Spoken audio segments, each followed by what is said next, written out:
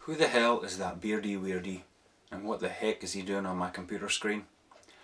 You're probably asking yourself that right about now, and quite rightly so.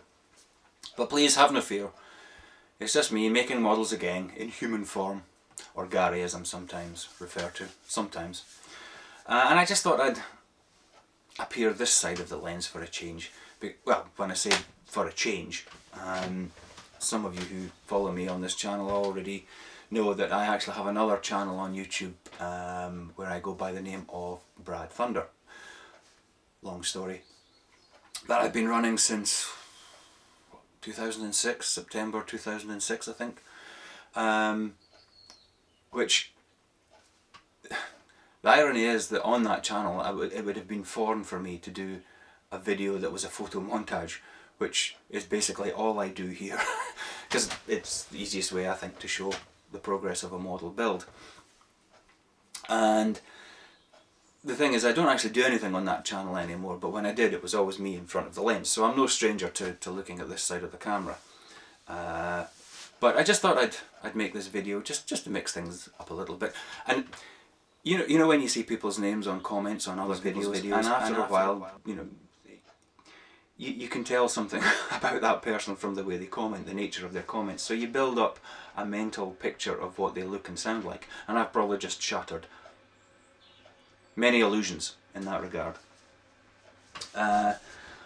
Watch my subscriber count dip down. That's the other reason actually I've made this video, is to say a big thank you to all my subscribers, both old and new, who have taken me over that mystical, magical YouTube threshold of 1,000 subscribers.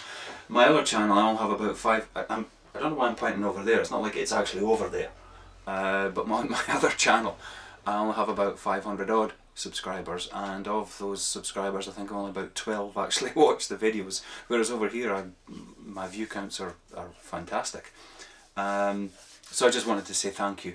And another reason that I'm making this video is because of a subscriber, recent subscriber, Rolling Thunder, who, thank you for subscribing, who mentioned that he had come to me via a shout out video from another subscriber, Colladito1. Again, thank you very much for both subscribing and for the shout out video. And when I watched that video, he mentioned that it had been some time that I'd done anything, I'd been away for a while, and he is absolutely 100% correct in that regard. So I just thought I'd make a little video just to keep you updated as to where I am, which is here obviously, but I haven't actually done anything tastic with plastic, as it were, or drastic with plastic, which might be more in keeping with the situation, since what is this, October?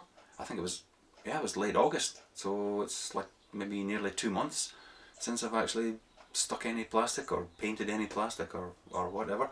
And even then, that was a Revell Comanche, a 1/72 scale Comanche easy kit. We were at a local show in St Andrews. St Andrews is actually that way.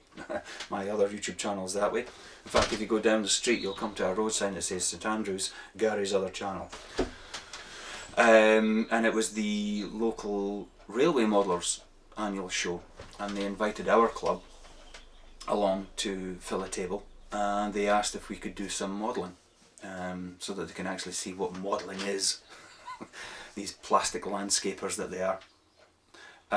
And after the fun that I'd had with that little zero in the tent, I bought a Revell Easy kit, you know, where you get the 3 or 4 paints, or 3 paints it is, in fact there they are there, and decided to try and build this kit over the 2-day period. And this is the result of it. It's a dreadful little thing. There won't be a video of this one. Little Comanche. I didn't get time to do the ordnance or the decals, and I probably never actually will. But it was a fun little build. The rotor spin round and everything.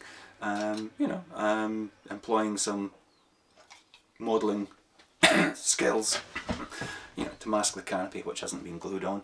And I did some detailing in the cockpit, using the 3 paints that you get with it. Olive, NATO olive, grey, and anthracite. That's the 3 colours, so it doesn't leave an awful lot of scope for detailing, as it were. But anyway, that was the last actual modelling that I did.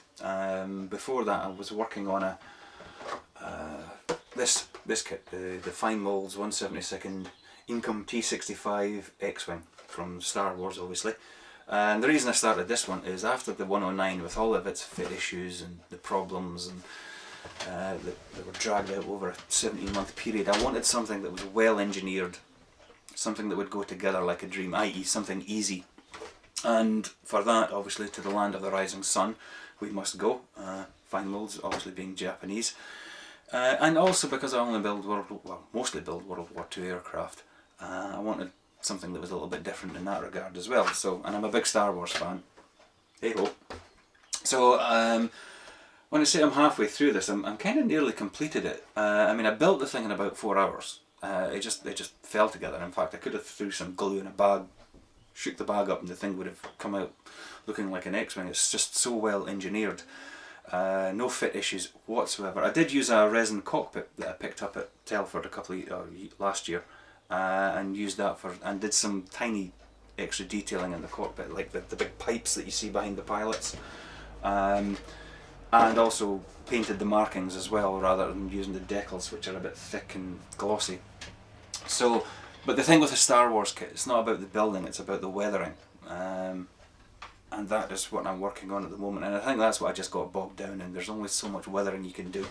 There's the S-foils, I think they're called, that make up the X-Wings. As you can see, it's making it as Red 2, Wedge Antilles, which is Obi-Wan's uncle in real life. So that's the wings. You can see all the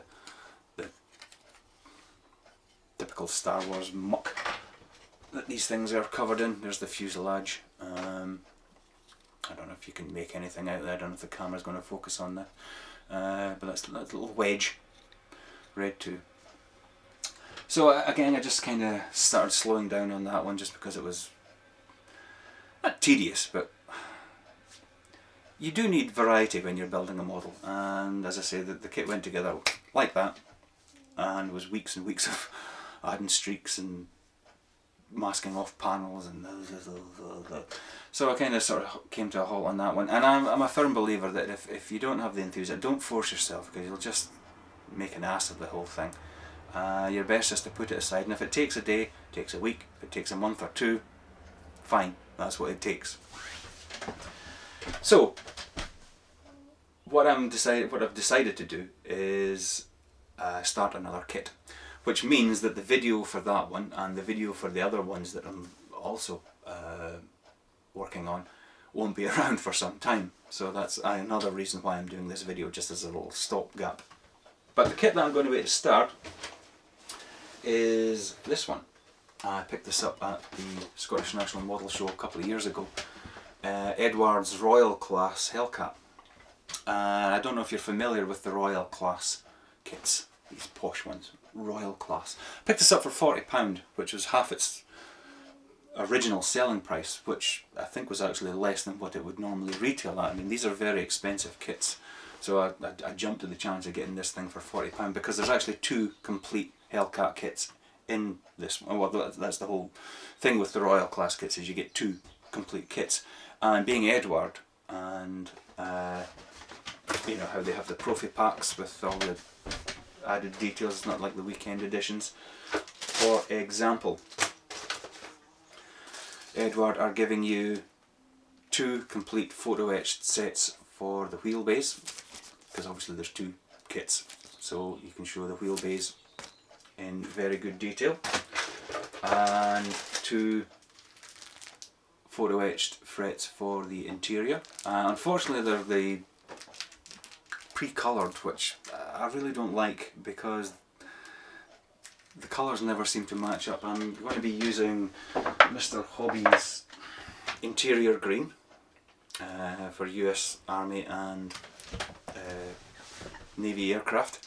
It does look quite similar, but there probably will be some differentiation, and it just seems to defeat the purpose of having to paint them and then paint the details again. But anyway, we'll cross that bridge when we come to it, I should say. Ignition harnesses and details for the engines, which are in fact supplied also on, obviously the injection molded ones, but Edward also give you resin ones as well. resin wheels. You can probably just make that out there. Beautiful tread pattern on them. Unfortunately they're not weighted, but hey ho. And if I can find it, they give you, there it is, photo etched gun bay. Now, only one set, one fret that they give you, so it's in theory to do one aircraft, but it's a port and starboard. So because you have two kits, I'll do one kit with one gun bay open, and I'll do the other kit with the other gun bay open. And also they give you resin guns and barrels and a few other little resin detail sets. So it's quite a comprehensive set.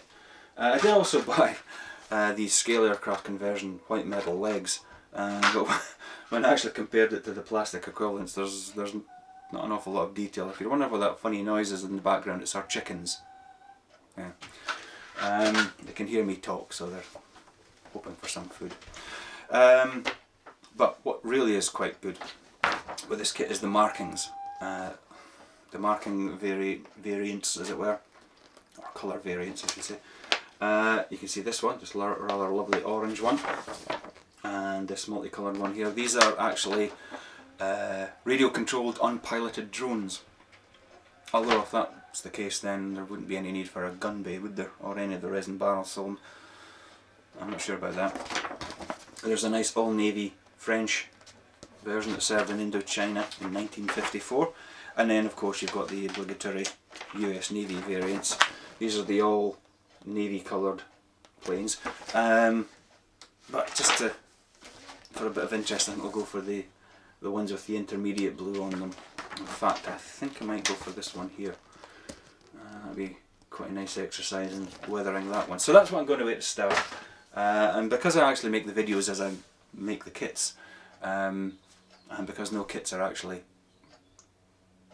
finished, it might be some time. I'll maybe do this one in part form, 1, 2, 3 and 4, like the cockpit, the wheel bay, the gun bay, the weathering and that kind of thing, so that you don't have to wait too long, because knowing me, it'll probably be next year before this thing's fully completed.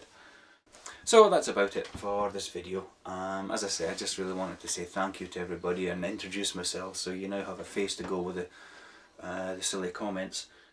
Oh, the sun's gone away.